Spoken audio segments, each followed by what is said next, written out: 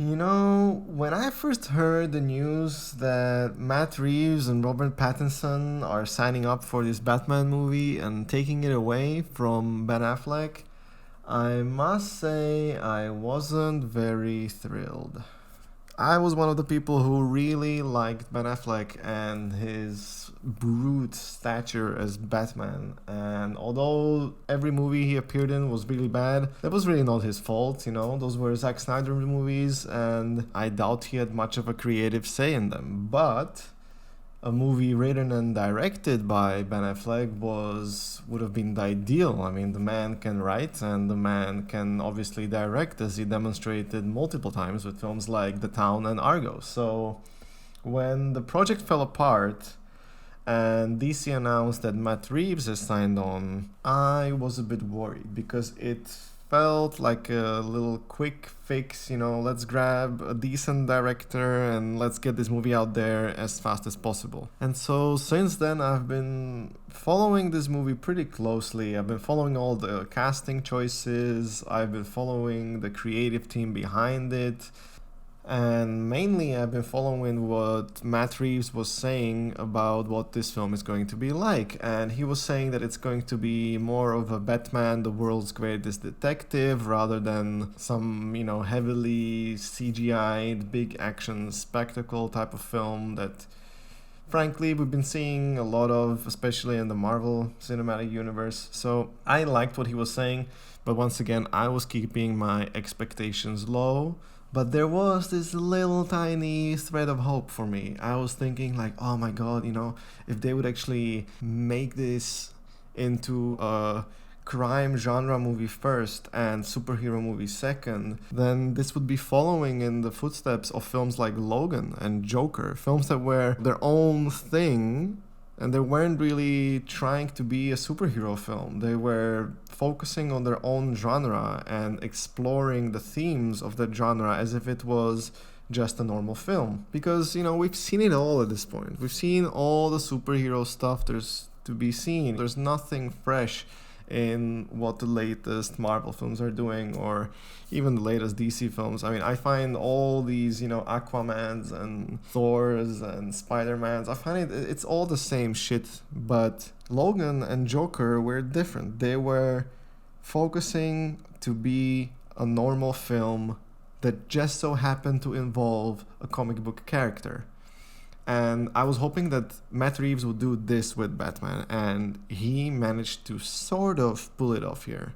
The most impressive thing about The Batman by Matt Reeves is the fact that this film got greenlit by a major studio in Warner Brothers. I mean, it is just mind-boggling to me that they gave the green light to make this bold, never-before-explored, gutsy film. And then on top of all this, it also has a 3-hour runtime. So yeah, just brave choices. What can I say? And I love it. I mean, the first sort of 3/4, and people are saying 2/3, but it's actually 3/4 of this film that are just cinematic perfection, in my opinion. This is the most Batman-y Batman yet, and it's also the darkest. And it's also, I mean, there have been all these comparisons thrown out there already, like Seven and Zodiac. It is definitely the closest that we would ever get to a Batman being directed by David Fincher without him actually directing it. I think Watchmen is another good example. I think there's a lot of callbacks to the film in here. The reason I am saying that is actually Watchmen did a really good job at sucking you into this heavily stylized comic book world, and I think Matt Reeves really achieved this here. And it's not just him. I think it's a combination of stuff. The cinematography in this film is absolutely beautiful. It's greatly complemented by the production design. I mean, this depiction of Gotham, it's rotting, it's falling apart, it's completely infested with crime, and it's so exciting and fresh. And actually resembling some of the vibes that I got from the recent Long Halloween animated films.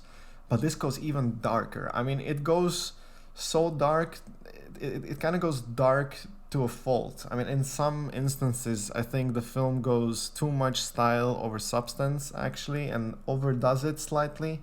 But overall, the way that Matt Reeves manages to capture Gotham and Batman in this setting, I think is actually the most faithful to the source material, because Tim Burton's films, they were a little too gothic and there was just not enough realism there at all. And then you had the Nolan films, which were those films are my childhood. I grew up with those films, and The Dark Knight is one of my favorite films of all time. But even in those films, the way Gotham was depicted, it was a bit too familiar because it was too much resembling the real world, if you know what I mean. Because there were some shots that were supposed to be Gotham, but you would clearly see, like, oh, well, this is New York, or oh, well, this is Chicago. Nolan just wasn't as focused on the world building aspect of those films. He was much more focused on giving his Batman the right motivation and the motivation to his villains and having it all make sense within a realistic world. And Matt Reeves doesn't really spend any time doing that here. What he focuses on is transporting you into a different universe, into the universe of Gotham City. And he manages to make Gotham into sort of a character in this film. And speaking of characters, I obviously have to start with Robert Pattinson as Batman and Bruce Wayne. And I'm saying Batman and Bruce Wayne because I think he makes a really good Batman. But, I feel like Bruce Wayne should be more flamboyant and charming and a bit of a playboy. And we really got zero vibes of that in here. But it also makes sense within the story. I mean, this is a very tortured Bruce Wayne, and he's full on in the darkness in this film. And to Pattinson's credit, he does a great job of portraying that.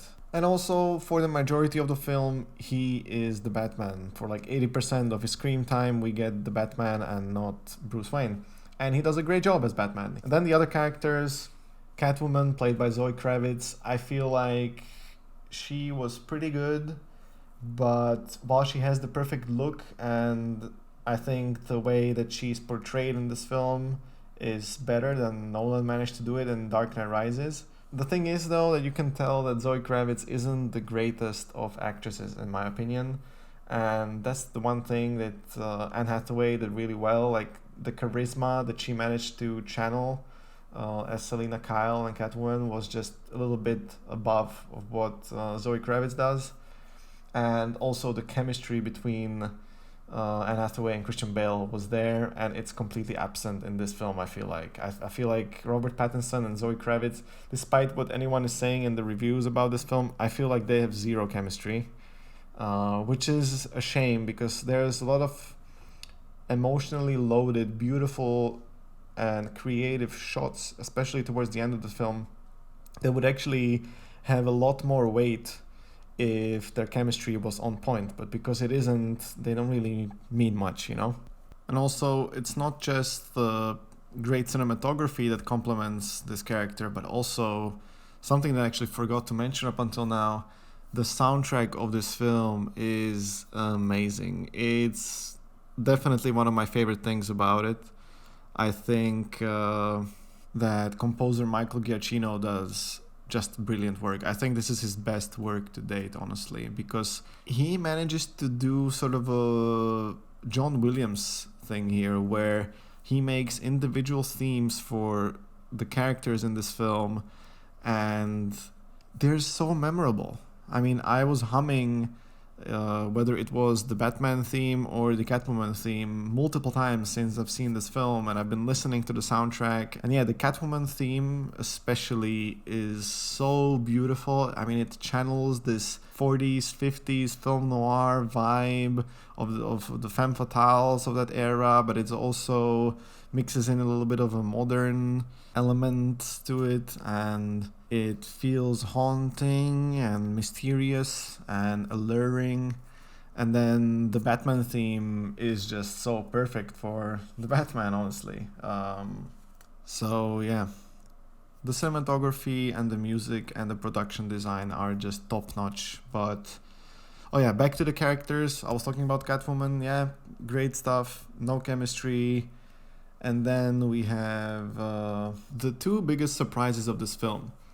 So one of them is Paul Dano as the Riddler, who I was actually pretty skeptical of when he got first cast because I felt like he's a good actor, but he is a little two-dimensional. I felt like. I mean, he always plays this crazy guy. If you look at There Will Be Blood or Prisoners, which can suit the Riddler, but I felt that he was a little too young for the role, maybe. And I was wondering how are they gonna portray this young Riddler in the film, and they do a fantastic job with it. I mean, he completely fits into our world. It all makes sense. So that was very good and very clever in many ways.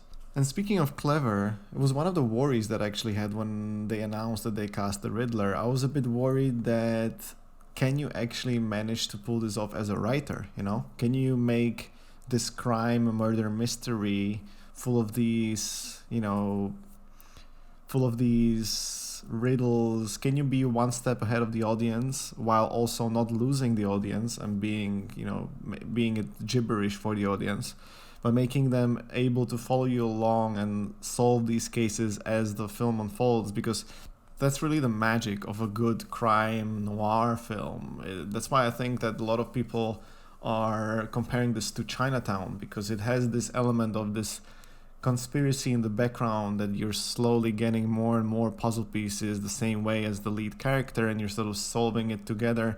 And it's always really rewarding if the film can manage to feel smart but at the same time give you enough puzzle pieces to be able to sometimes solve it before the character solves it himself, and then you feel smart, obviously. And there were moments like this in the film, especially in like the second act of this film, and yeah, that was great. But back to the characters, my personal favorite actually, Colin Farrell as the Penguin, who was just phenomenal. I mean, he was funny, he was intimidating, he was a real character in here. I really liked his accent. And I mean, you couldn't tell that it was Colin Farrell if you didn't know that it was Colin Farrell. The prosthetic work on this character was brilliant. I heard that he's getting his own show. I think it's going to be really good. It's going to be R-rated, so kudos to that. And then some other characters. I mean, there was Alfred, played by Andy Serkis. He didn't get much screen time in this film, but, he's solid. I feel like Michael Caine will hardly ever be topped, but he does a pretty good job here. And then the casting that I was actually pretty unhappy with is John Turturro as Carmine Falcone. And the reason I'm unhappy with it is because he just doesn't scare me, The way I imagine Carmine Falcone, he should be the Godfather, basically, and he's depicted that way in The Long Halloween. And one of the things I felt like that was left on the table in this film and completely unexplored was the fact that in The Long Halloween, Carmine is actually a pretty sympathetic character because he's written in a way that is very layered. It has depth to it. And he's not just your typical, bad mob boss. He's a complex character like the Godfather. And he is someone who can stand his ground, who isn't afraid of some petty criminals and stuff like that, and who has to be calculating about his moves to make it to the top in this rat-infested city that is Gotham. And I feel like with John Turturro's portrayal here, all of that got completely lost, which was a shame. But luckily, the film wasn't really built on that. And then, I completely forgot about Jeffrey Wright as Gordon. He's very good. I mean, there's nothing I can really say about him. He doesn't really stand out too much. He doesn't do anything that's annoying. He's just on point as Gordon, which I guess means that he did a great job. And now to the stuff that didn't really work as well as it could have. I think the editing was a little too slow-paced, and that's the reason why the film is 3 hours long. And I understand what Matt Reeves was going here for. He was trying to evoke David Fincher a little too much without getting the fundamentals quite right, I feel like. I feel that some of the shots were just a few seconds long over here, a few seconds long over there, and it never quite materialized into what it was promising to materialize into. Which brings me into my next point is that while this film is heavily plot driven, it stops relying on that towards the final act, and that's when the film doesn't really work anymore, at least not for me. I feel like a lot of things don't quite hit the mark as a result of this. I will go into a lot more detail in my like spoiler analysis video, but yeah, that's as far as I'm gonna go for now. And yeah, there are points in this film where I feel like it tries to juggle several plot threads at the same time and make like this very compelling action out of it, and much in the same way that Nolan has managed to do in The Dark Knight or even in Inception. You know, he's a master at juggling several things going on at once and then intersecting in some epic way.